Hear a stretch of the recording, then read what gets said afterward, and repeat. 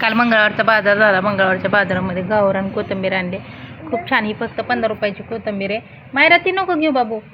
तर खूप स्वस्त कोथिंबीर होती. म्हणजे सगळ्याच भाज्या स्वस्त आहेत. हे 10च्या 2 आहेत. शेपूची भाजी, पालक वगैरे सगळ्या भाज्या इकडे आहेत. इकडे आहे ते वांगे, टोमॅटो, बटाटे, भोपळा, शेवगा काय ते सगळं आणलंय.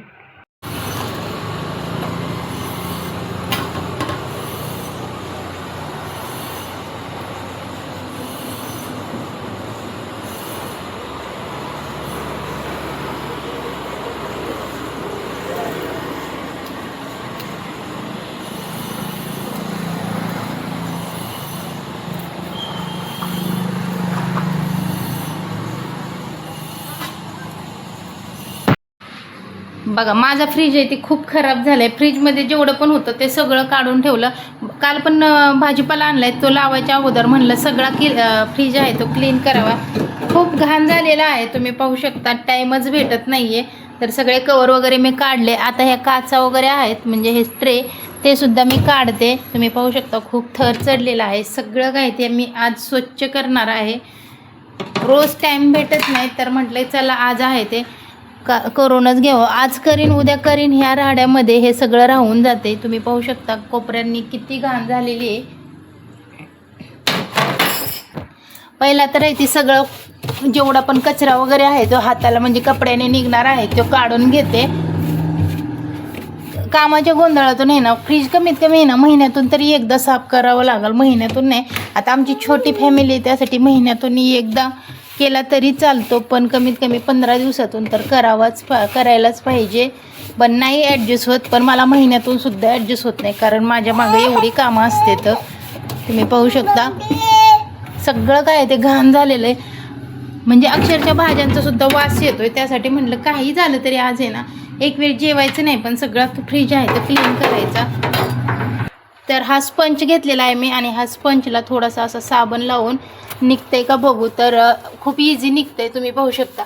जास्त जोर वगैरे लावायची गरज नाही. हे दुधाचे डाग आहेत ते सुद्धा एकदम व्यवस्थित खूप सहजरित्या निघते. थोडंसं भिजायला घालावं लागेल पण एवढं काय नाही आहे. लगेचच निघतंय. तुम्ही पाहू शकता. बाहेर आहे ना तो असा डाग वगैरे जर पडले तर तुम्ही घासणी वगैरे अजिबात सुद्धा लावू नका कारण घासणीने क्रॅच पडू शकतात. त्यासाठी अशा प्रकारचं पंच असेल तर खूपच छान. सगळा फ्रीज आहे ते मी घासून घेते. बघा खूप छान निघतोय. एवढा काही जोर लावायची गरज नाही. ते काय म्हणजे असे दुसरे कुठले डाग नसतात. आपले दुधाचे म्हणा भाजीचे म्हणा आपण भाजीपाला वगैरे घेताना जे डाग पडलेले असतात ते डाग पण ते बघायला म्हणजे दिसायला खूप विचित्र दिसतात आणि वास पण येतो भाज्यांचा. बघा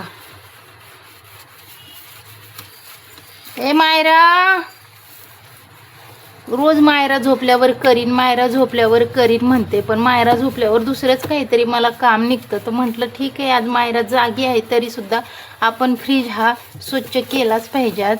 तर फ्रीज पूर्ण हे झालेलं आहे. तुम्ही पाहू शकता मी घासून घेतलं आणि आता एका कपड्याच्या सहाय्याने हे पुसून घ्यायचं. बघा एकदम छान निघतोय. तर सगळा फ्रीज मी घासल्यानंतर तुम्हाला दाखवते. आता फ्रीज आहे तो आपला आतून तर एकदम छान असा क्लीन केलाय मी. पण आता इथं आहे तो साईडचा हे आहे ते माझं निघत नाही. काय ग मायरा. तर अशा प्रकारे इथूनच मी हे स्पंजने स्वच्छ करते.